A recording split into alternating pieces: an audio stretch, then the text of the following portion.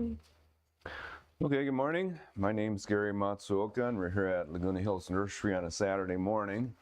And today's class is going to be on apricots, plums, cherries, and all the plants that are hybrids between those. So these are among our favorite fruits, period. Apricots, I've always loved apricots. My neighbor, when I was a kid, had an apricot tree, so tree-ripened apricots, unbelievably good. Of course, most people love cherries. And then the plums, probably was my favorite fruit when I was a teenager, eating the plums. So we've had success over the years growing all of these. Recently, not as much. So in the last 10 years, we haven't had cold winters, at least 2 in a row. So most of these fruit trees, if you have 2 good winters in a row, cool winters, because they all need winters to create vigorous growth in the springtime. We haven't had that in the last 10 years. It's been, we've had a lot of hot winters. Last year was, or earlier this year, it was fairly cool, but just not anything near freezing. And these trees really like those winters where we get down to freezing or below. And we haven't seen that for at least 10 years. So we're in a warm cycle at the moment, warmest cycle. We've seen this before, so we don't know if this is going to continue. Now, this coming winter, 24-25, is supposed to be a La Nina, which in theory will give us cooler temperatures. We'll see. If it's as warm as the last 2, then we might even give up selling a few of these varieties that need more winter. But again, we've seen this in the past. The early 80s were hot winters, couldn't grow any of these. The late 80s were the coldest winters ever recorded in California. So we cycle, back, if you look at the old newspaper reports and all that, the 1930s were the hottest temperatures recorded in the United States, in general, and the 50s were really cool. So it goes back and forth, back and forth. So, but right now we're kind of a warmest thing. So now we've had customers who've had a lot of success even lately with all these trees. And the reason is they live in a particular spot where there's the cold air in the winter collects.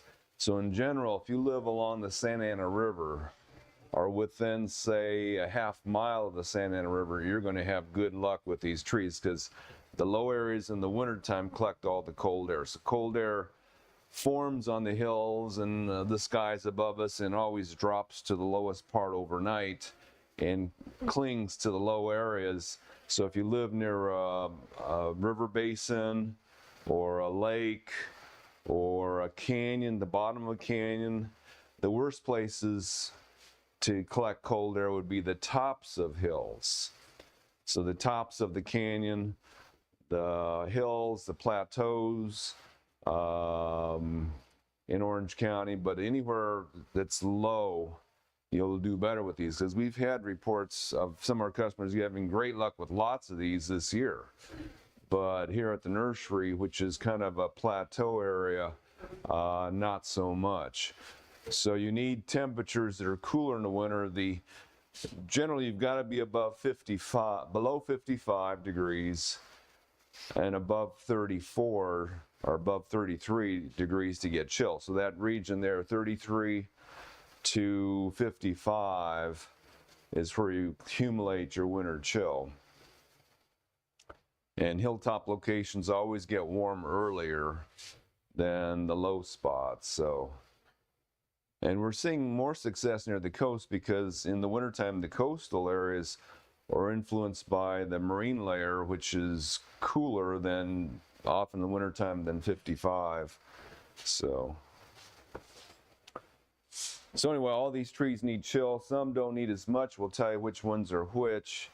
Now, most of these trees, we trim the maintenance or the size is we can do them all about the same size. So In general, in the old days, we let these trees grow bigger, but nowadays, and for homeowners, in fact, it's more easier to keep them, say, around 8 foot high and six foot wide, so 8 foot by 6 foot is a good size for most of these. Now, when I was a kid, or when I was younger and I was growing some of these trees, we let them grow full size. Like in those days, the orchards were told to grow your trees 15 to 20 foot across and about 10 to 12 foot tall. But the problem I had when I did that is that those trees, I had a plum tree, about 400 fruit where it was developing on this tree. And you had 3 weeks to consume it, because plums don't sit well on the tree. They have a hang time of just a day or two. So you got to do something with the fruit. And if you don't have a big refrigerator, you end up giving away 90% of what's off the tree, because you just can't eat that much in 3 weeks. So nowadays, if you keep it 8 foot by 6 foot, then you're talking maybe 100 fruit. You got a better chance of consuming at least half that than you would if the tree was 15 foot across. The reason why the orchards are tending toward this size, and when we like it for homeowners too, is that when you have a more narrow tree, the sunlight makes it all the way through the tree. So they said in the old days, when we had the 15 to 20 foot wide trees, the sunlight was only going through about 3 foot of foliage, and the center of the tree, almost half the volume of the tree, is non-productive. Not enough sun gets in there. If it's only 6 foot across, you're pretty much fully productive in the foliage area of this tree. So on a farm, even on farms, they're saying this is the best size. You have to plant more trees, so initial cost is higher, but you get more fruit per square foot of your farm. Also, it's easier to manage because it's smaller. So initial cost is higher. Now, for a homeowner, this is wonderful, just because you don't have to pick so much fruit, and you have room for, in the space of one tree, you probably have room for 4 other trees that have different harvest periods. So most of these trees have different harvest periods by a week or two. And if you spread it out, you can certainly consume more of the fruit. The earliest of these ripens around June, early June. And there's one that can ripen or hold on to its fruit all the way into mid to late October. So that's your season, June, on these fruits here, June through October. And in general, we do a fan shape, so branches equally going out all directions. And most of the fruit develops on what are called fruiting spurs that develop within this form. So on this particular tree, these short branches that are only a quarter inch to maybe 3 or 4 inches long, that's where your best fruit's going to form. So lots of short branches on the larger branches. There's a few short branches up here. Now, if the weather's cool in the winter, you'll get a crop forming wherever there's a leaf on this tree right now. This year, there can be flower buds on this tree next year. The problem when they form on the tips of the branches is they often get sunburnt, which I still ate them, but it's not as pretty to have sunburned fruit. So the interior branches gives you the better quality fruit. And in general, what you do with these in the winter time, so in the summertime, you kind of control the size. You can trim them back.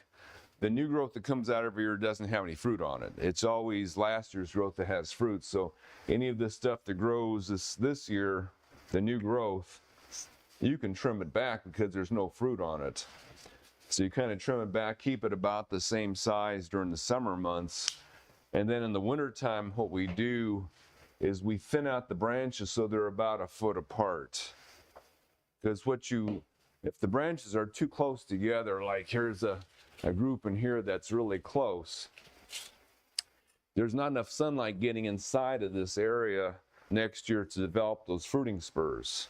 You always have to allow the sunlight to get in between the major branches so that these smaller branches where the fruit forms the best have light. So that's the main thing. Let the sunlight inside the tree. So here's a couple branches too close together. We'll certainly remove one of those two. These two are fairly close too. We'll remove one of those two. You can do it now. It's easier when it's bare in the winter to see what's going on, but yeah, you can certainly do it now because it's mainly next year you want the sunlight to get down in there so that they develop fruiting spurs in there. Now, on some trees, the way the fruit starts weighing the branches down, so what happens is the lower branches of a tree start getting weighed down. And what we've done at our house, and the books all say the same thing, once your branches get too low, just cut them off, and the tree keeps growing new branches up in this area, and they'll just spread out with the weight of the fruit, and they'll come down also. So over the life of your tree, which may be 20 to 30 years for most of these, the branches, if they're heavily laden with fruit, they start weeping downwards too far, and you just trim them off, and they'll keep making new branches in center that keep falling toward the outside as they age. Should a major branch be, when, you said that want the little spurs on it, so, and if the new growth be cut off, so that the major branch that comes out, that you want a foot apart from each one, about how long should those be? Well, it's up to you. I mean, I used to grow apricot trees 18, 20 foot tall, and they had fruit sometimes on the upper branches too. So in this situation here where it's 6 to 8 feet. Well, 8 foot, just keep trimming them off, anything that gets much above that, just trim it off. Okay. So the only time of year we don't really trim is right after they bloom and are putting out the new growth. The spring growth, we just leave it alone. We don't want to touch it that time because that's the time of year when the trees are the weakest. They've used all their energy reserves to grow the new leaves, and they're starting to make the fruit too. By summer, that energy's back, and it's fine to prune by mid-June. Sometimes if they're too excessive when they're young, you got to trim a little earlier than that. Sometimes when we get bare root plants, what we'd like to see people do is when you plant them in the ground. So these trees, when we got them,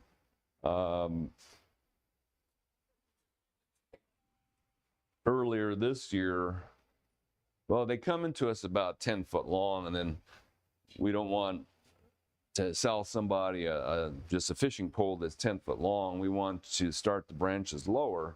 So we cut this tree down to here, which is about 4 feet off the ground, and here, and then it started growing from that point.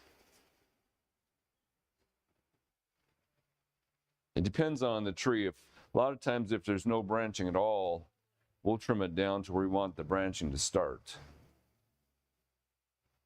So you can trim, that's about, I like 30 inches. In some orchards, they like to start them at 18 inches, but I kind of like branching to start a little higher. It looks a little prettier for the tree to be about waist height or 30 inches off the ground.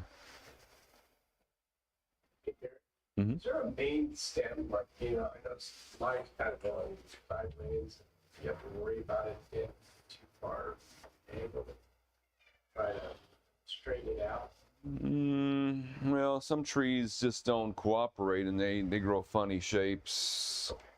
Yeah, I mean, if it was a shade tree, you want shade trees to be structurally strong, because shade trees usually grow big enough that if they fail, they can hurt somebody. or kill somebody. But fruit trees, these, and if you keep it this height, if it falls over from a funny shape, no one's going to get injured. And then the cross branching, would you recommend cutting off the branches that are kind of going at a weird angle? Yeah, if the branches are crisscrossing, it's kind of a waste of the branch. Now, if it comes that way and it's already that way, you might just want to leave it, because especially if it's a major branch. I mean, again, cross branching is more a structural strength concern than it is anything else. So, we wouldn't want to grow a cross branch, because that's kind of a waste of the tree's energy to grow across through the center of the tree. But if it's already there, a lot of times if we already have a double trunk on the tree, even though you don't need a double trunk, the tree already did it, just keep it. And use it as a single, say, well, okay, we'll assume this is just a single trunk, and grow the branches outwards from those two trunks it has. So you can do that. We do that a lot with peaches and nectarines, because one trunk seems to be too vigorous. They want to just grow so fast. It's better to have more than one trunk. But with most of these apricots and plums, a single trunk can work.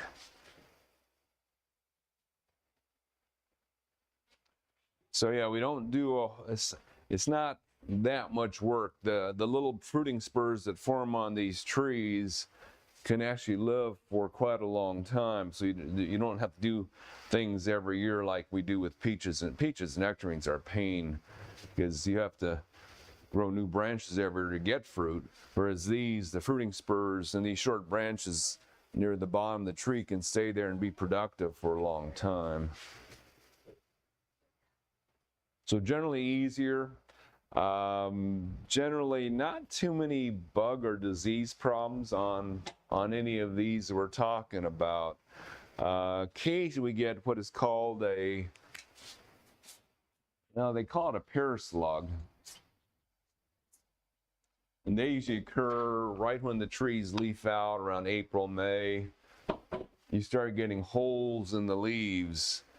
And if you have a good eye, you'll notice that there's a little slug-like creature making a hole in the leaf. Or you may never see the creature, you just have all these little holes in the leaf.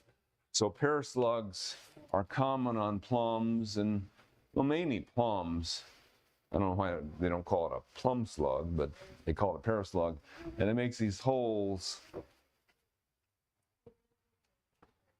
The book says generally we don't treat them, because there's only one generation a year and the damage is minor. They may affect maybe 5% of the leaf. And when I've seen them on my own plum trees, I've never seen the critter on there. I always catch it too late. So they make holes in some of the leaves around May, and then you don't catch them. Now, the plums and the apricots and the cherries seem to be structurally sound, but we notice that the pleuries and the pluots,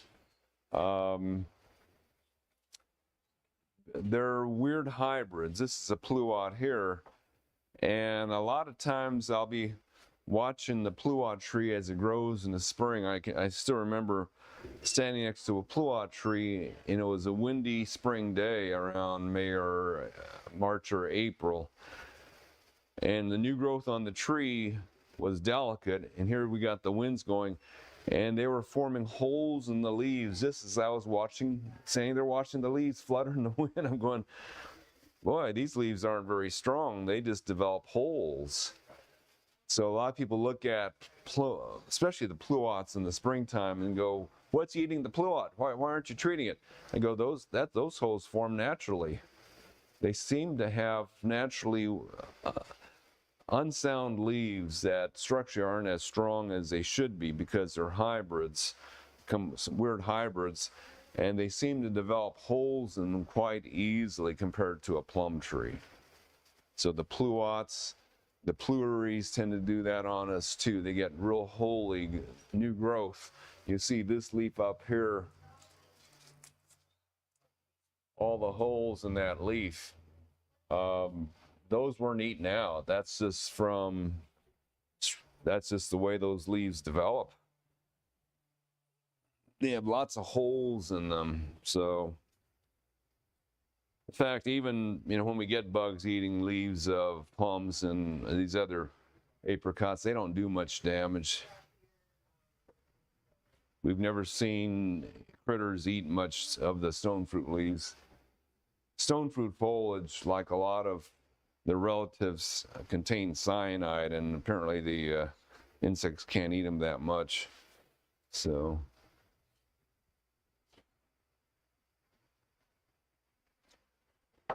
yeah, it's kind of an interesting note. So, stone fruit trees generally are poisonous.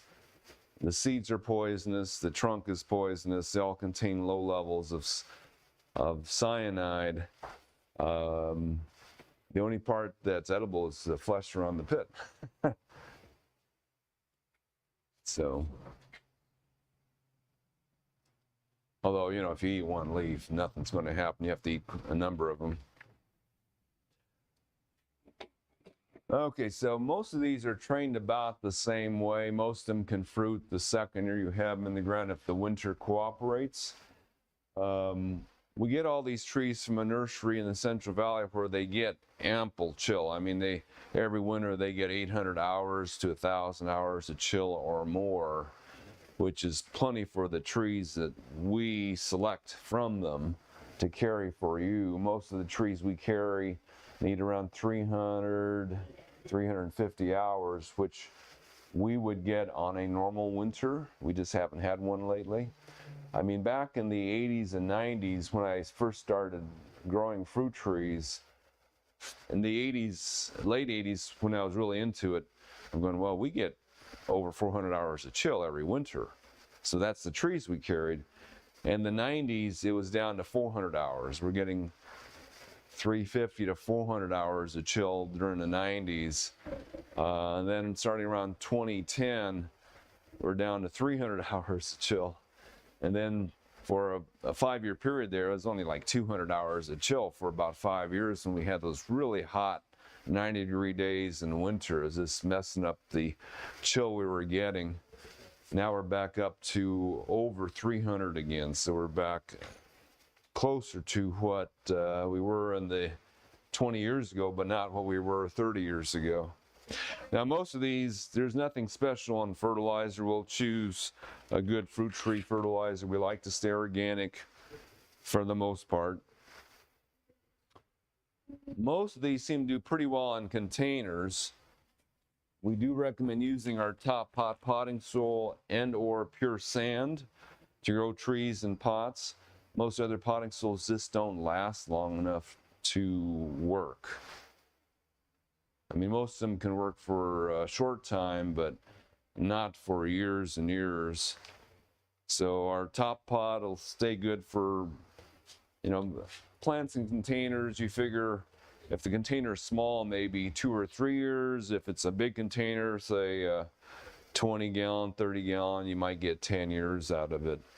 Just make sure you keep your tree small. Among these trees, the ones that don't like black plastic, cherry trees, they don't like hot dirt. So the soil in the ground will stay cooler than soil in containers. So cherry trees always look cooked if the sun can hit the container, especially. If it's in a group of trees and the pots don't get hit by the sun, then cherries aren't too bad. But we used to have a more open location, and our cherry trees just look cooked every summer. The leaves would be kind of gray-green and hanging. We know they didn't like the heat that we had around them.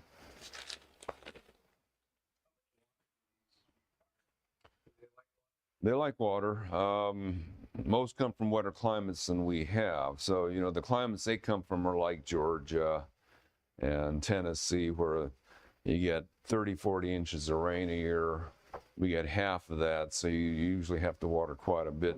Generally, you water heavily until the fruit's off. And what we mean by heavily is that you need to keep the entire root system moist. Now, in most city locations, the roots only grow a foot deep. So tree roots are fairly shallow. They have to not only get water, but they also have to breathe air coming through the surface. So a foot depth is about it. So if you keep the soil moist a foot deep, the tree will be happy. And the way you can check that, if you have a stick like a piece of rebar or wood dowel about as thick as a pencil to maybe finger thick, if you can push it in the ground, you know, when the tree's in bloom, up until when you harvest, if you can push that in the ground by hand a foot deep, you've got a foot of moisture in there. If you can't push in a foot deep, no matter if it's clay or sand, your soil's too dry, and those trees tend to abort or the fruit turns out too small. I had a plum tree once. For 5 years I thought, this plum tree makes small fruit because the fruit was only this big. Then one year I decided, let's see what happens. I was drip irrigating at 4 gallons a day. I thought that was plenty. But what I did is once a week I would just take my hose and flood that portion of the yard just to see what happens. And the plums were almost twice as big. I'm going, okay, 4 gallons a day wasn't enough for this plum tree. I needed a lot more than that. So, Can you overwater it? if your soil is built correctly and it doesn't look like a swamp there, no. There's no such thing as overwatering in the industry. So in agriculture, like 2 years ago when was it? We had the first, 2 years ago when we had that real heavy rain, the water districts wanted the farmers in the Central Valley to just keep the irrigation on. They said, don't turn it off. We've got plenty of water in the Sierras right now, no place to put it. Flood your fields. Just let that water leach through and get into the ground and restore the groundwater underneath it. So they did that in a lot of farms.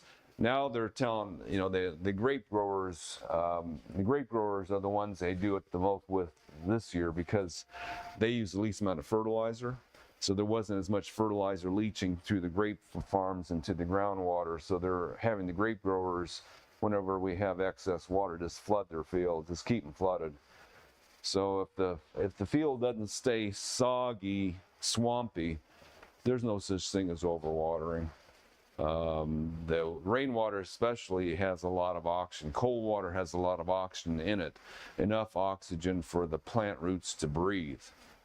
So if the water's clean, plenty of oxygen in it. Our tap waters have plenty of oxygen. The time when you don't have enough oxygen in the soil is when you have dead stuff mixed in. So if you put planter mix in the ground, which is dead stuff, you don't have enough oxygen. Do not use planter mix. What is sold as planter mix is compost. It belongs on top of the ground. You mix that into the dirt, your soil suddenly doesn't have enough oxygen because compost is not finished decomposing, using up the oxygen until it's gone. And it may take a couple years for compost or planter mix in the ground to decompose and be gone, and sometimes it takes a lot longer than that. So we have not recommended putting compost in the ground for about 30 years now, although I think everybody else still does, and contractors, because they are taught to do that, still do. But when you put compost in the ground, everything rots from lack of oxygen, and they'll blame you for overwatering. And it's not the water, it's the compost, so keep that in mind. So anyway, not too many bugs. We haven't seen many bugs in the fruit. I've seen in my own lifetime maybe 2 apricots with worms in them and maybe 1 plum with a worm in it. So that's almost not an issue. If you want to spray for that, something with spinosad. So there is a worm called oriental fruit moth.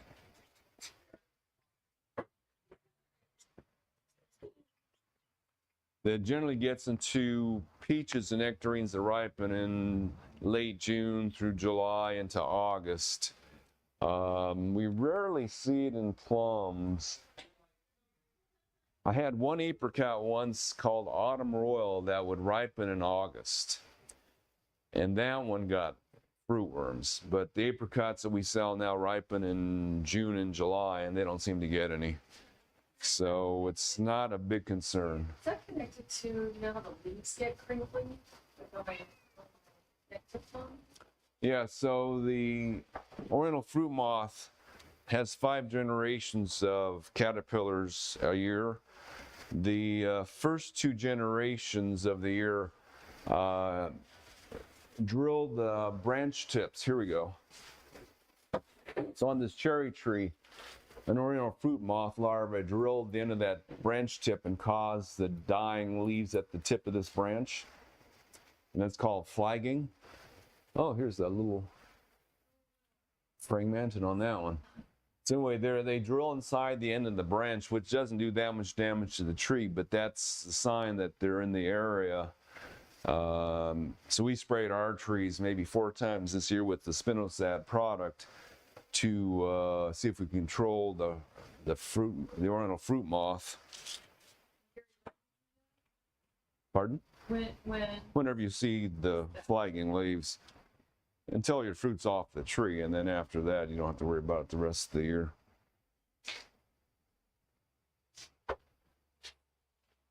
So Birds and stuff.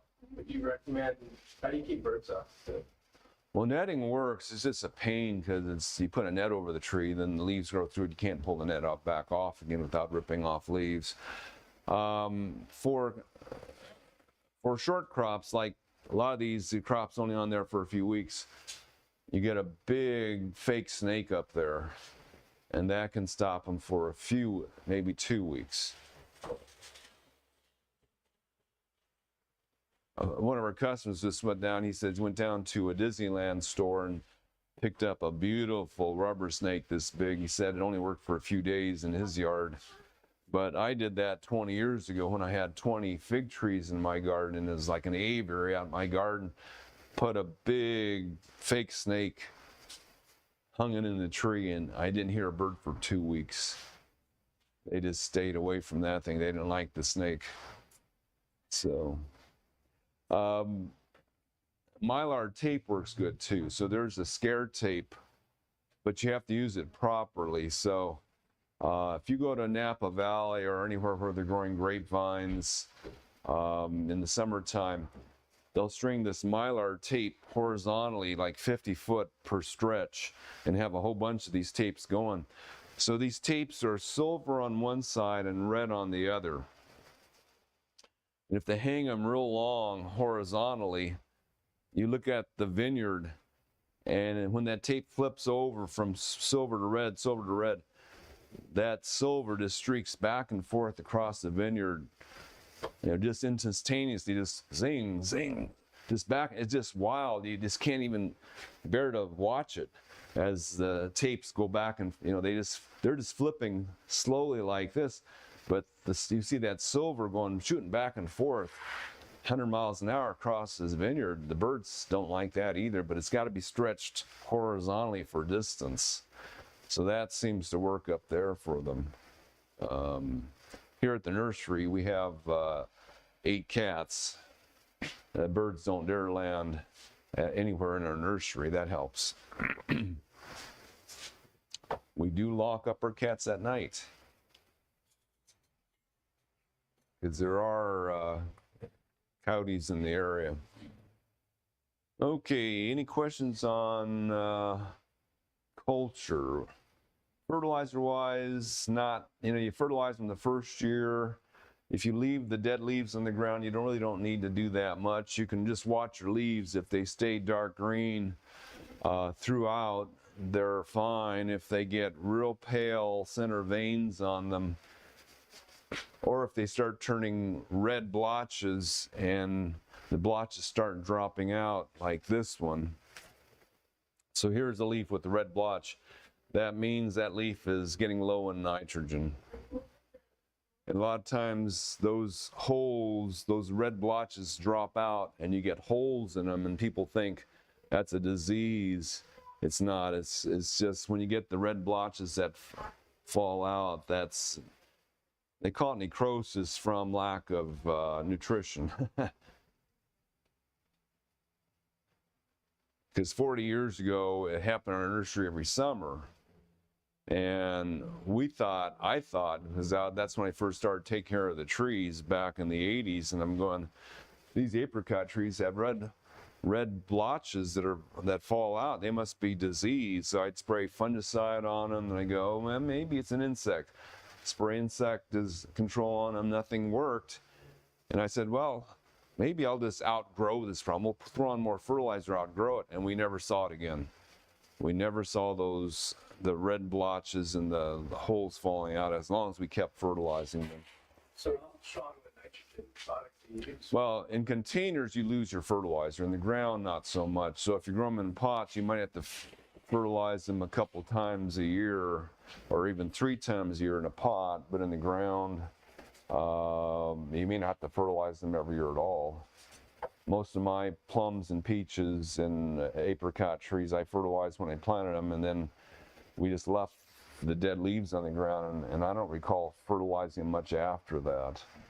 So it's just You just use those fertilizers. yeah, the organic fertilizers are generally safer to use than the chemicals because they contain everything. And just as a note, we sell a lot of chicken manure nowadays because chicken works well. Smells bad, and if you have a dog, generally dogs try to eat it. So if you have a dog, be careful. Maybe don't use it. But chicken manure is cheaper than these per volume. So Does citrus get that same lack of nitrogen too? Or could you see that on a citrus tree? well, citrus, when they get lack of nitrogen, you get the center vein turning pale, so from the stem end outwards, it starts turning yellow. That's either lack of nitrogen or lack of good roots causing that, or just pale green. They're just not deep green.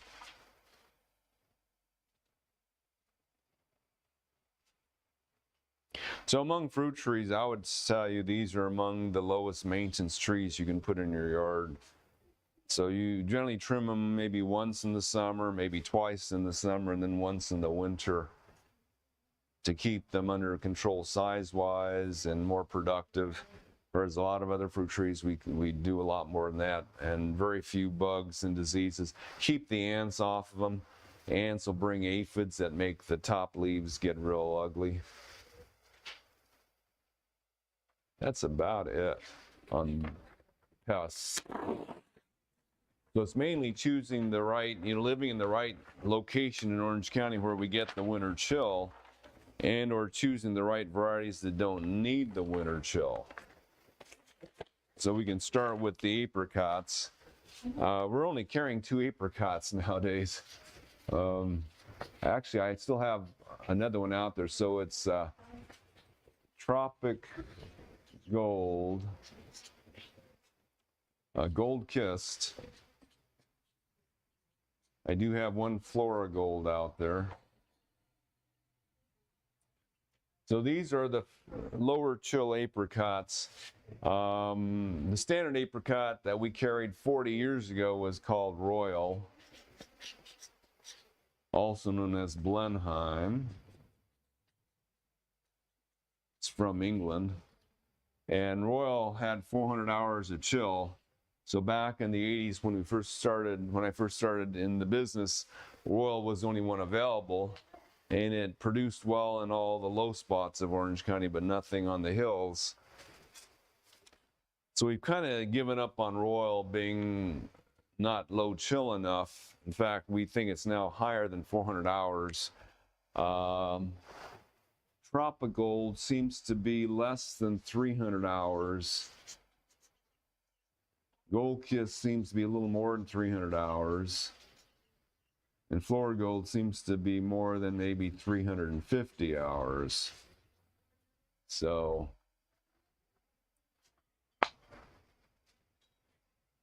we had decent reports of tropical. I mean, some of the warmer locations said, well, we only had 5 on it this year. And then some people in the lower spots told me they had a good crop of Tropic Gold. So Tropic Gold is either a daughter or a sport of Royal. It was found in Camarillo, California, near the coast there. And they said one of their trees, they don't know if it was just one of their royals mutated or if a seedling of them came up, but they had one tree in their orchard that was, they said, always woke up 2 weeks before the other royals in their orchard and was super heavy laden with great fruit. So they took cuttings of that tree and called it Tropigold. So it's definitely lower chill than the Royal. It seems to be the lowest chill apricot we have. When we had the hot winters 10 years ago, we had some really hot winters, 2014, 15, 16. Gold Kiss and Florigold wouldn't even wake up until August. These guys just stayed totally bare because they didn't get their winter, and they stayed totally bare till August. And we're going, okay, should we throw them away or not? But they all woke up and put on about a ½ inch of growth in August with maybe 2 leaves per branch, and that was it. So it's pretty hopeless to get a crop. The Tropicolds we had during those hot winters woke up at the right time. They were waking up in April, put on maybe 1 fruit, not much of a crop, but they were still acting normal, whereas these guys wouldn't wake up. A Royal would have the same problem. They just wouldn't wake up until it was almost too late. So Tropical has always worked properly for us, or seemed normal, so it definitely is a lower chill than the other apricots. So we go with that one, and since it's a sport of Royal, it's considered as good a quality. Gold Kiss, they considered a mediocre apricot, but I grew that for 20 years and I liked them. I thought they were quite good, even though they're considered, among apricots, they're considered mediocre. We've tried a few other apricots over the years with very little success. Katie, Garden Annie, never got a fruit on any of those, so we gave up. They probably need around 400 hours of chill, which would work along the big riverbeds and in the canyons.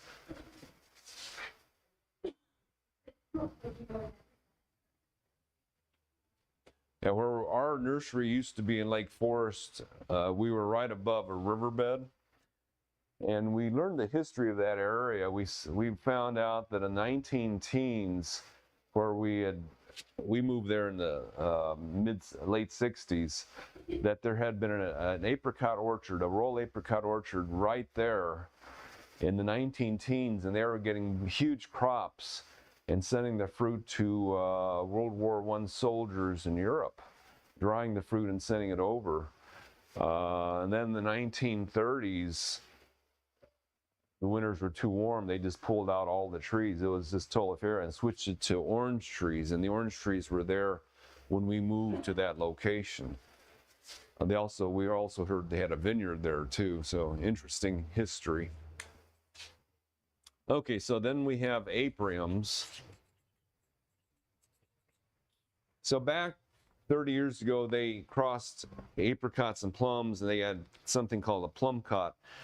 No one really liked those, and they didn't do well, so that was a dead end, they thought, until they started recrossing the plum cots with the apricots. So they took the thing that was in between the two and back crossed it with apricots to get something closer to apricots, and that's the aprium. So they're mostly apricot, a little bit of plum. I mean, some of these are actually half and half, but they resemble the apricots more, so they call them apriums. And the aprium that has done the best for us is this one called Leocott. Now, Leocots were never supposed to do well here. Officially, they told us 400 hours or less, so we didn't pick them up right away. But a couple years, my daughter's name is Leah, so I said, well, let's just get one. Just get one and see how it does. And that thing fruited the second year real heavily, and it wasn't a cold winter. We're going, this thing doesn't need much chill. So the current science now says it can do well with as low as 200 hours of chill. Where initially they didn't know that. Yeah, on this tag, which was printed apparently a long time ago, it says 500 hours or less is the estimated chilling requirement. But now they know it's a lot lower than that, because this thing woke up and made a good crop one year that was less than 300 hours of chill. It looks and tastes like an apricot, but it's quite a bit larger. So the plum genetics come and make it a bigger fruit. So this actually might be more reliable than the apricots, this Leocott. We haven't had enough of it for a long enough time to tell you that. So we're not quite sure if it's going to be better than Tropical, but certainly it needs less than 300 hours of chill. So the Leocott.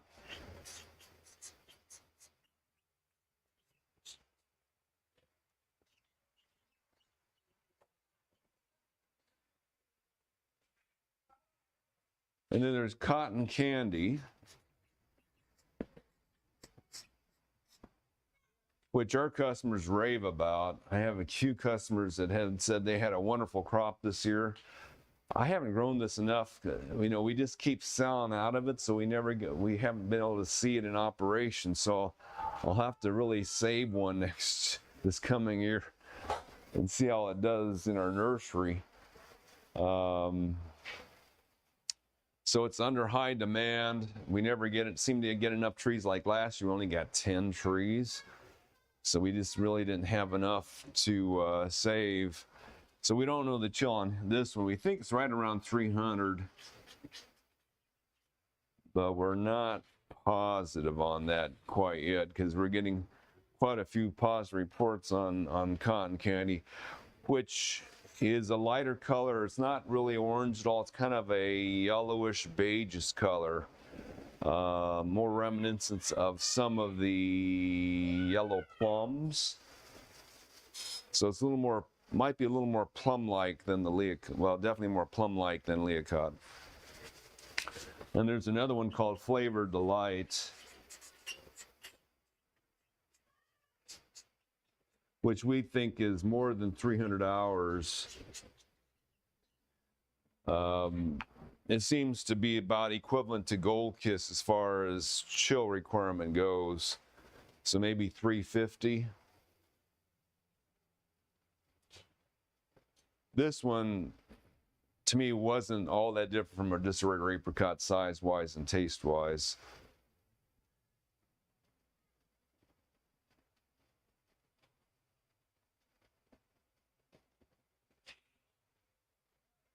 This one, they do recommend you have a pollinator nearby for better crops. These two, no recommendation for that.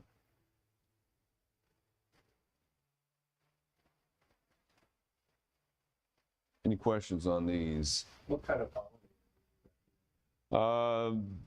Anything else that blooms around the same time? That's always a problem with us, is getting the bloom times down. So things with the same chill requirement seem to bloom at the same time. Most years, some years, it doesn't matter.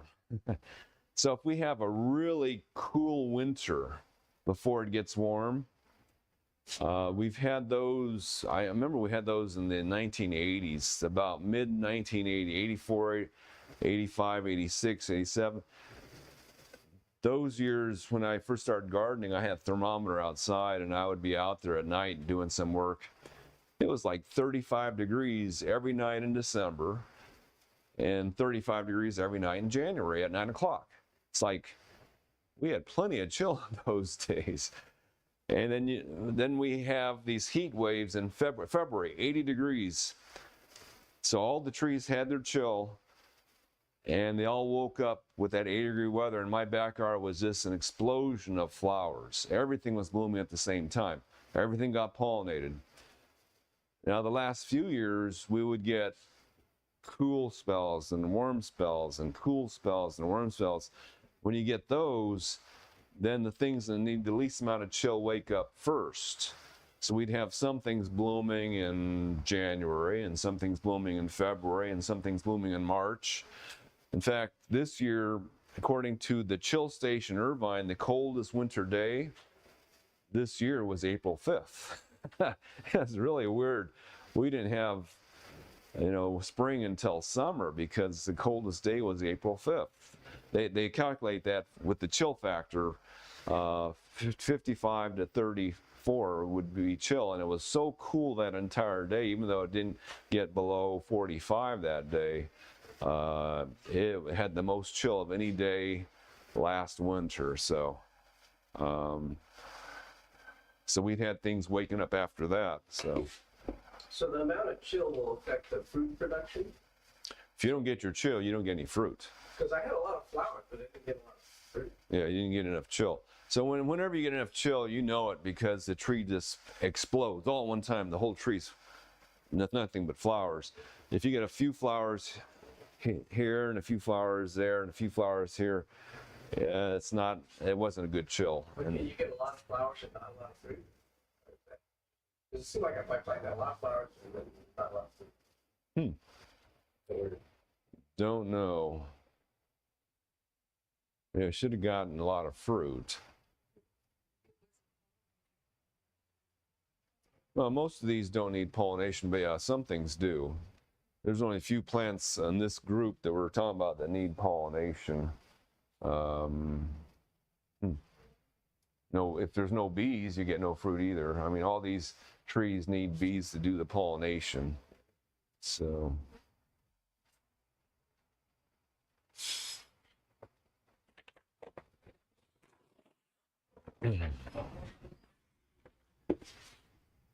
Okay, the cherries still puzzle us a lot. We know they have some low chill cherries, so the lowest chill is Mini Royal. And it might be down near 200 hours, so definitely low chill. Royal Crimson, probably around 250. Then we have Royal Lee, probably around 270. Then we have Lapines.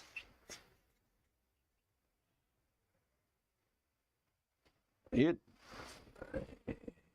might be a little less than 300 hours. And then we have Brooks, which we don't really know yet. So those are the cherries we're carrying. These two we've carried for a long time, and they both bloom pretty much every year. They both need pollination. The problem is they're blooming about a month apart. So 10 years ago, Dave Wolfson Nursery, who we get all these trees from, brought out Royal Crimson that splits the difference. Royal Crimson's supposed to be self-fertile, doesn't need help from these two, but it will pollinate those two. However, we haven't seen this bloom well. Our fruit, I haven't eaten one fruit yet in the 10 years we've had the tree, so don't know what's going on. Now the book says cherries can take 7 years before they get into production. And we've seen Royal Crimson make a few flowers, but never seen it make a ripe fruit yet. So we're still waiting to see. We had one customer who told me that they ate one cherry off the Royal Crimson. Now we do know in the nature of plants, the younger the cultivar is genetically, the longer it takes for its offspring to start bearing fruit. So Royal Crimson being the newest one out here, it may just be taking its time to mature in the garden and get fruit. Whereas if the cultivar, the original plant, is genetically older, because Mini Royal has been around for probably 20 years now. Yeah, at least 20 years. And its parent is older than that. So this one, generally they can bloom by their second year, whereas Royal Crimson may be a lot younger than that, so we don't know.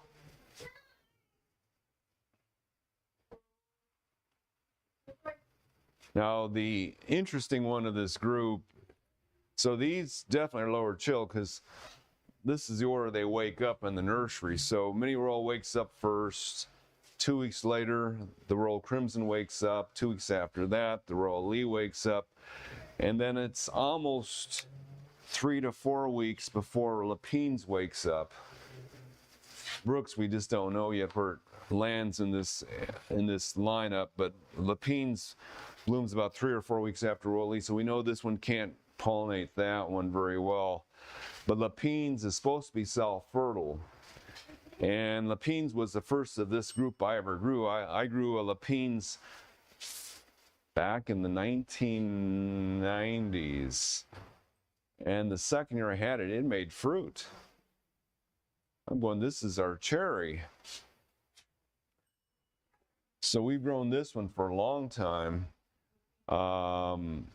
Dave Olson Nursery says it's self-fertile, but I never got more than 100 cherries off my Lapines, or it might have 1,000 blooms. I never got more than about 100 cherries off of it. So someone from the East Coast in Connecticut told me they always cross-pollinate their Lapines. It's only partially self-fertile. So that's why I brought in Brooks, because Brooks, which is University of California, Davis, Lapines was developed in Canada. We don't know why it doesn't need the chill down here. You know, in Canada, you'd think you need 1,000 hours chill, but Lapines has bloomed for me on those real hot winters and still made fruit. You know, it's just weird how Lapines is not failing to blank on us like a lot of fruit trees do when they don't get enough chill. Well, Brooks was developed as a low chill cherry by UC Davis, and they said use Lapines to pollinate it. So we think Brooks and Lapines will be a good pair, but we just are not quite sure on Brooks yet if it's going to do well in this area. Whereas Lapines has fruited for us just about every year, just never very heavily. So that's our cherry dilemma. We're still waiting for Royal Crimson to do its thing.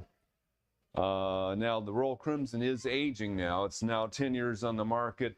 The plants beginning seem to be a lot of better plants with more branching on them. So we hope Royal Crimson will be the one to buy. That'll do well for us every year. Of course, I'm not positive that it's fully self-fertile either, just like Lapines is not fully self-fertile.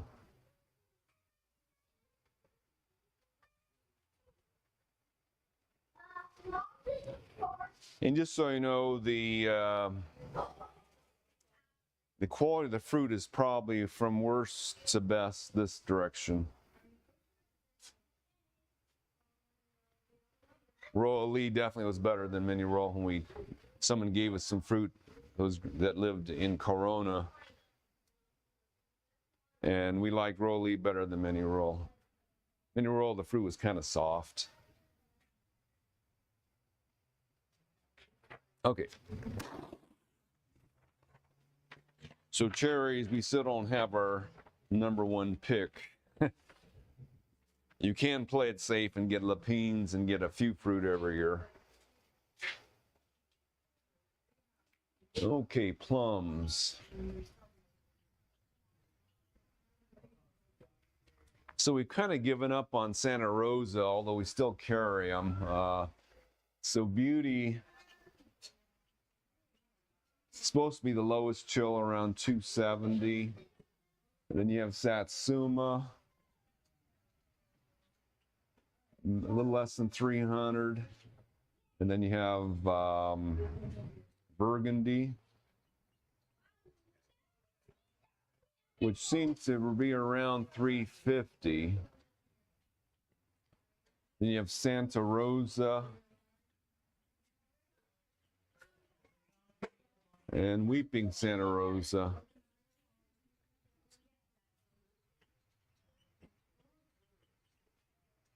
These are right around 400. I mean, for decades, they told us the Santa Rosa was around 250. And we're promoting it highly for Southern California. And my dad grew it for 10 years, one crop in 10 years. I grew it for 20 years, one good crop in 20 years. So we know that Santa Rosa has got to be right around 400. It is the highest rated plum taste-wise. It's got the combination of of tart skin, tart pit, sweet flush.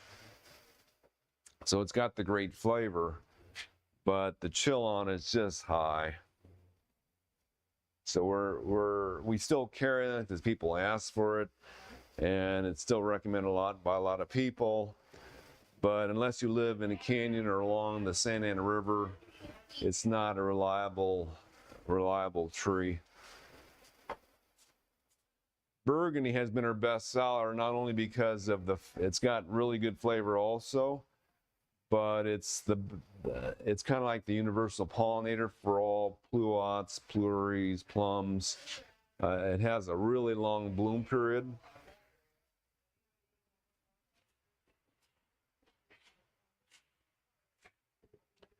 Hasn't done well the last 10 years, but back in the 80s and 90s and early 2000s, it was our best plum, easily our best plum.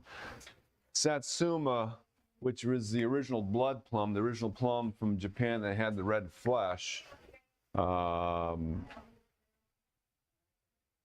even had a good crop here at the nursery this year. And Beauty is the lowest chill plum. The problem with Beauty is it ripens in June here.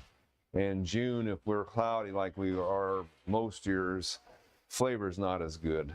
So it's not as good as because Beauty ripens in June. Satsuma's July, Burgundy's July, Santa Rosa is June.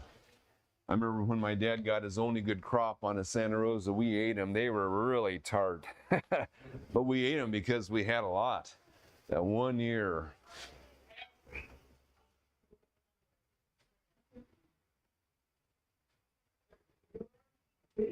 So when they ripen early, they don't get very sweet.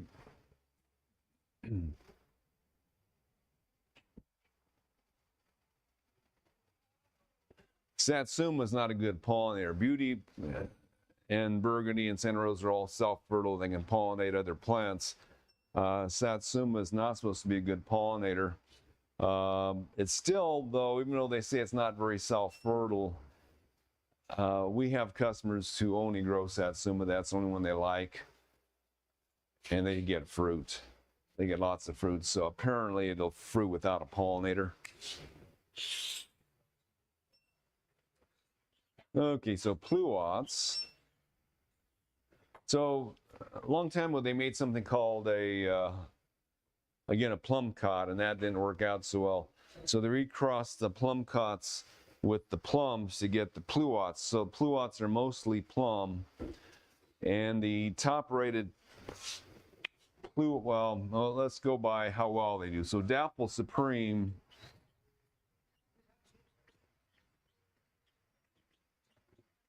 actually made fruit this year for us. We don't know how it got pollinated, but our Dapple Supreme pluot made fruit. The only thing we had around it was Santa Rosa. And Santa Rosa is not supposed to be a good pollinator, so we don't know how it got fruit. But our Dapple Supreme actually, well, we had other, well, when they were blooming though.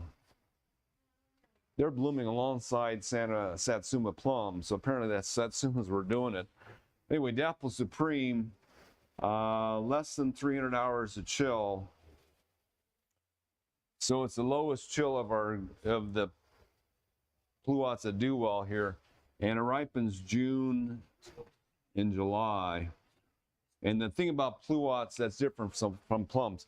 So plums, most plums have about a 3-day picking window where they're fully sweetened out and they'll hang for about 3 days and then they fall off. So you have to pick them, and they turn into water balloons also if you leave them on the tree too long. So plums have a real short picking window. So you have to go out there, you know, their ripening period is about 3 weeks. So you have to go out there every day and check to see which ones are now pickable. Pluots have a hang time of about a month or more. So pluots can hang on a long time. So you can just leave them, you know, you can pick it in June, but it's not quite as good yet in June, so just leave them until July. it's ready to pick, you just kind of tug on it, and it comes off, and it's ready. Yeah, you tug on it. I mean, they've got a long hang time, so if they're fully colored, they're ready. I mean, pluots are kind of odd because, like, flavor grenade feels like a rock when it's on the tree. You go, this can't be right yet. It can't be right. And here it's October. You go, must be right. Pick it, eat it. It's not a rock. But it feels like a rock when it's hanging on the tree. It's really weird. You go, this can't be ripe. It's too hard. I mean, the stores love pluots because they've got great shelf life. I remember I had so the top rated pluot is Flavor King. It is the top rated fruit we can grow here. According to Dave Wilson's taste testing, it has the highest rating of any fruit that they sell us. And it is really good. The chill on it's maybe 320 hours. Ripens August. So I was on a trip in August, a road trip, and we had all these red fruit on our Flavor King pluot that were rock hard. We're going, do we leave it until we get back from vacation, or we pick some now? So I picked half of them, took it with us on our road trip. And while we're on a road trip, they would soften one at a time, and we'd eat them, and they were excellent. So you can pick them early in August or leave them on until the second week of September, and they're still rather good. So, but that's an awful good fruit. Flavor King's is perhaps the best fruit I've ever eaten. Close. I mean, it's dark red outside, dark red inside, real richly flavored and real sweet at the same time. Then there's Flavor Grenade.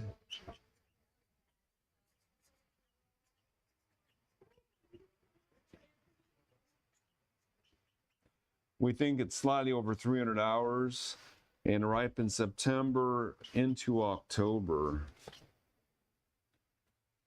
So that's the last stone fruit you can leave on your tree, and it'll be rock hard into October. Kind of a yellow pinkish fruit.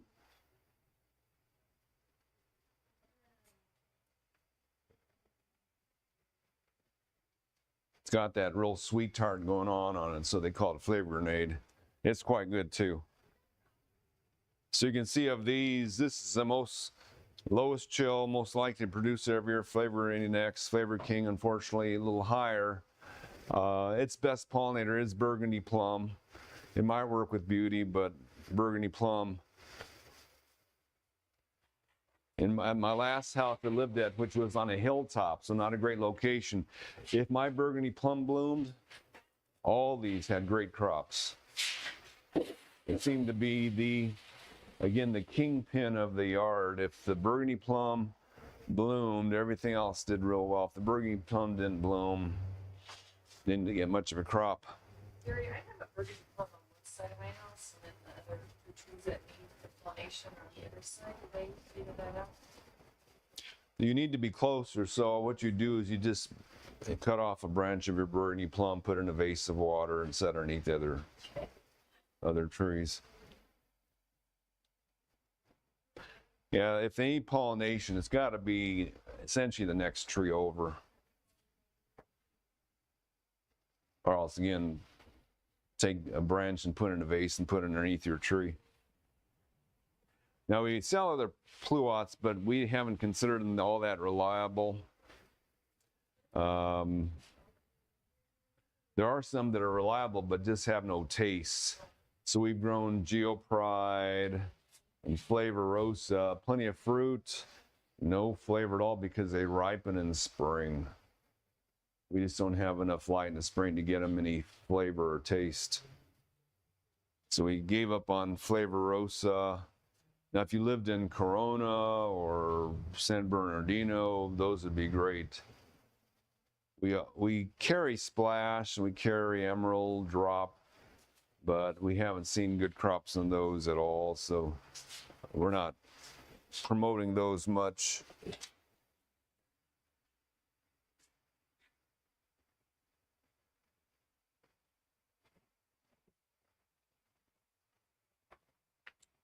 Gary, question. On regards of the blew out the Flavor King, how about Santa Rosa palm? Would that pollinate it? It could if it blooms. Yeah. It's got a higher chill, so most years it's going to bloom. Like in my yard, when my Santa Rosa bloomed, it was a month after everything else bloomed because it's got such a high chill on it.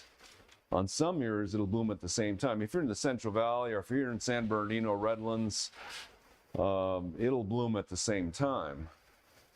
But here, we don't get, we just don't get 400 hours of chill. Most years at the same time as everything else gets 300 hours of chill. So it's going to bloom later, not at all.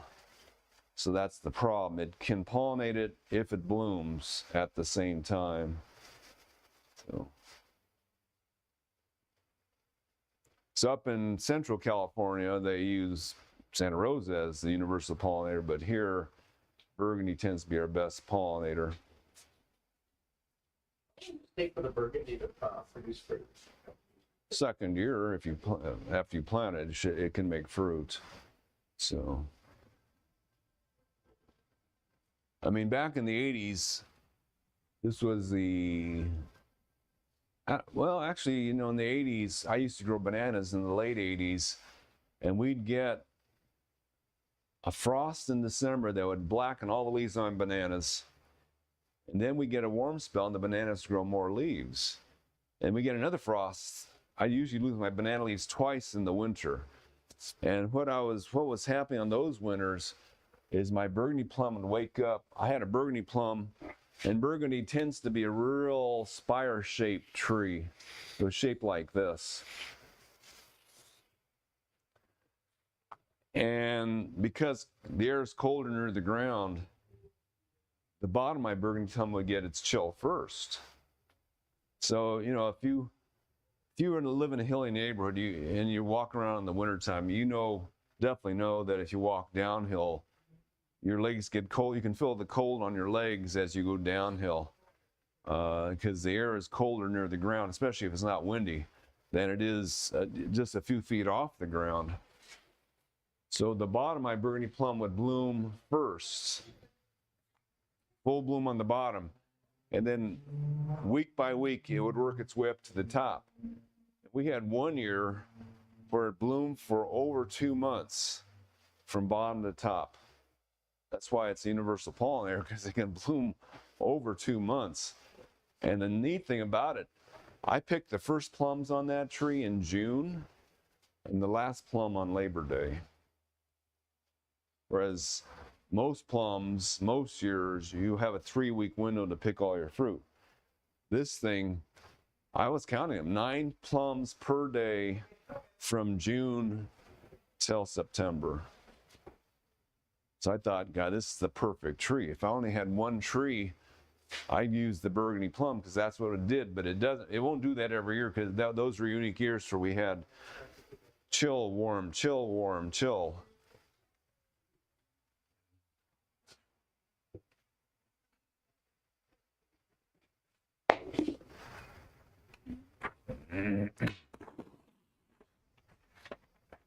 Back in the 80s, I also grew golden nectar plum, which is just an incredible plum, and we're growing elephant heart plum, methley plum, all these different plums are doing well. They haven't done well since because we haven't had the chill that we had in the 1980s. So we may have it again. Depends which climatologists are correct. We'll see. Okay, so Is there a website that you can find out what chills that's currently going on? yeah, it's University of California. Somewhere in my computer. There's a chill station in Irvine. There's chill stations, there's like 50 of them throughout California. and you go to chill. I think it's you type in chill calculator. You see University of California chill calculator, and it pulls it up. And then you can choose which station you want to choose. The closest one to us is in Irvine. Irvine always shows the least amount of chill of any chill calculator in California every year. The lowest chill is in Irvine. There's one in San Clemente that's apparently down that canyon, so it's colder. There's one in Costa de Casa, which is always colder there because it's in the canyon. So there's quite a few around the area that calculate chill, and they do it two ways. The original method and the more accurate method where it measures it between 55 and 34 and subtracts it for hot days. Okay, so we have the pleuries. This is the most popular one, the Candy Heart Pleury. So these are crosses between the involved plums and cherries. So there's two we really like. There's Candy Heart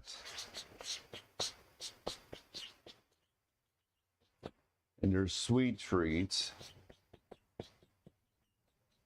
There are more, but most of them have higher chill requirements. So these are the two we're carrying. One called Flavor Something. Anyway, these are the ones we're carrying this year.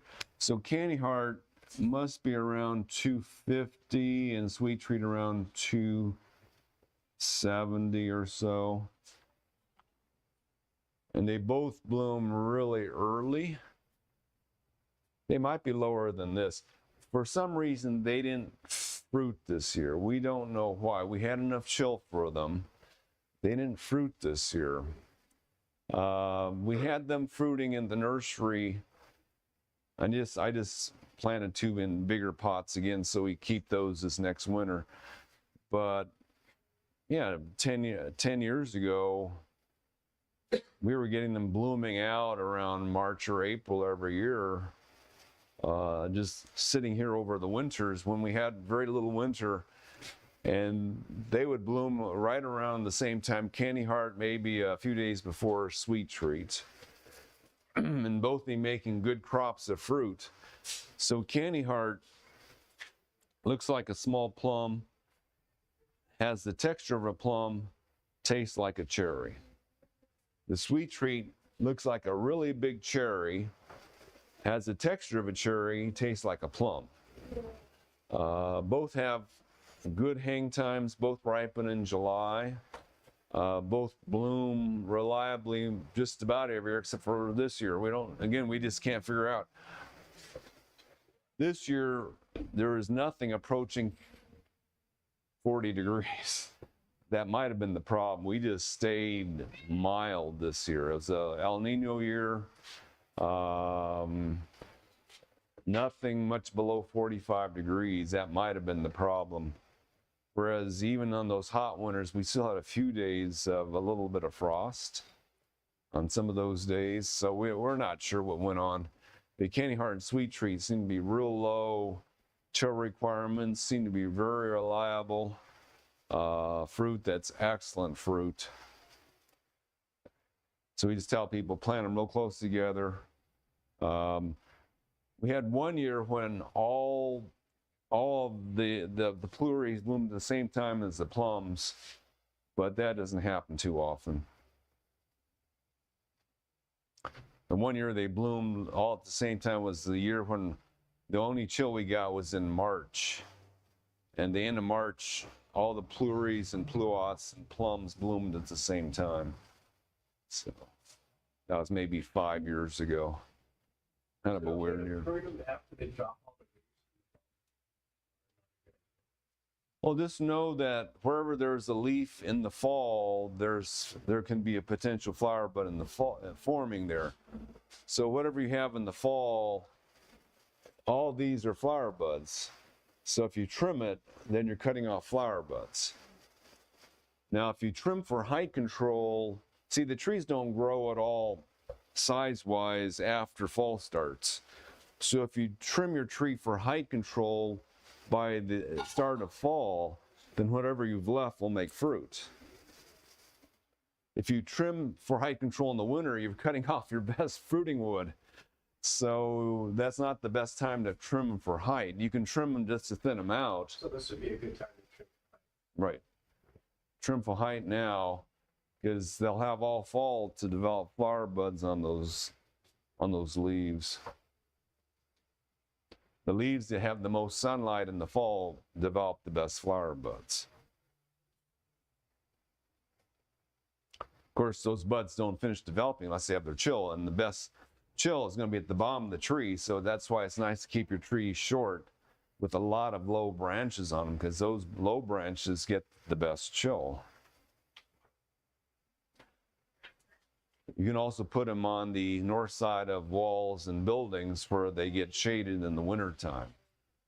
So if you're about 10 feet off the north wall of a 2-story house, you won't get any sunlight in the winter, which will give you a little more chill.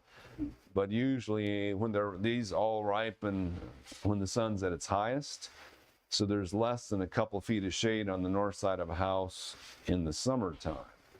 So you can put them there and you get the extra chill in the winter, and you still get them to ripen in the summer. That's where I kept all my cherries and plums and pluots at my last house. Was off the north side of my wall, about 10 feet off the, some of them got right off the north wall. So it's okay to trim off like that new growth on the top there? Yeah, I mean, this area of your tree is the most productive. Oh, okay.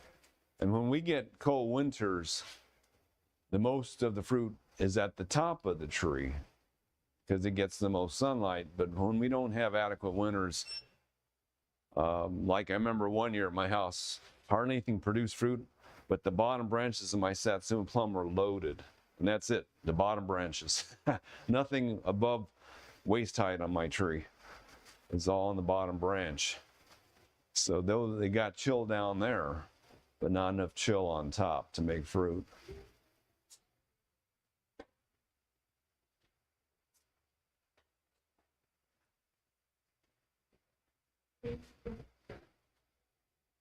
Any other questions today?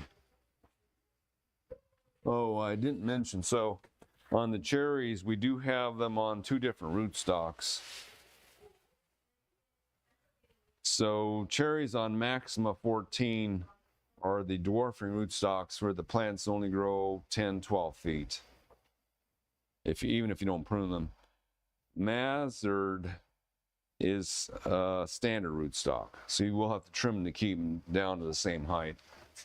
The trees coming on a Mazard usually look better than the trees on Maxima 14. They usually are bigger plants when you get them.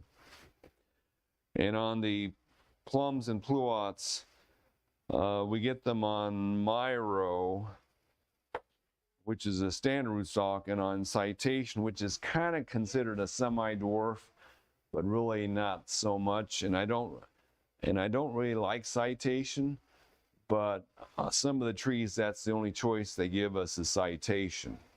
So Citation rootstock, the pink tag, so this is standard. Yellow and orange tags are standard. The pink tag is Citation rootstock. The trees all tend to go to sleep by November. The leaves just get ugly and fall off by November. And if you don't water them enough, they fall off in the summer, go to sleep in the summer. And during that 5-year drought between 2014 and 2017, every tree in my yard, I had apricots on Citation, I had plums on pluots on Citation, and I think I had a few peaches on Citation rootstock. They all died in the drought. Nothing on the standard root died in the drought. When we cut the water back 20%, Citation does not like it dry. Its main claim to why you'd want it, it handles soggy clay better than the other rootstocks do. So if you use compost in the ground and the plants are dying of root rot, Citation puts up with it, where the other rootstocks don't handle as well.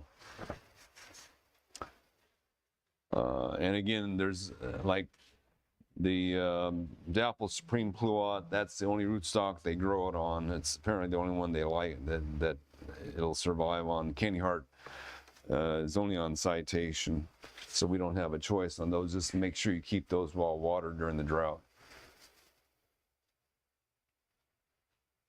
Any other questions? What do you mean if my leaves on my flurry are kind of ready already? And it seemed like it happened like after it got really hot in the summer. Yeah, some of those days in the summer after a lot. Well, Is that normal? that's just stress. Yeah. Yeah. I mean, a lot of orchards, they say once they pick their fruit, they pretty much turn off the water. Just let them go dry. I mean, you know, they just keep minimal watering. They don't have to look pretty to do It's not from water. It's in No.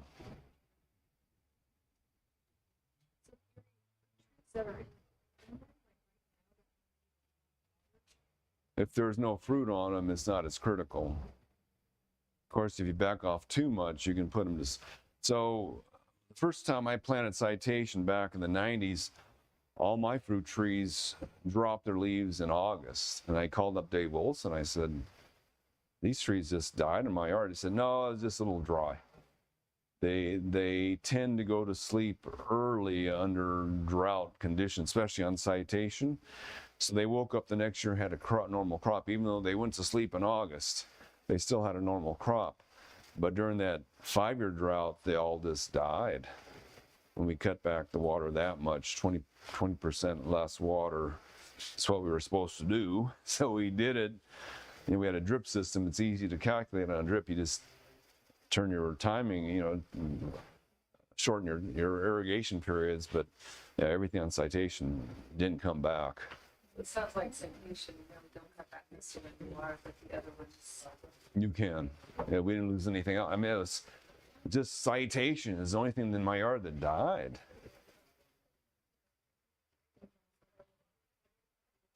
Okay. All right. Thank you.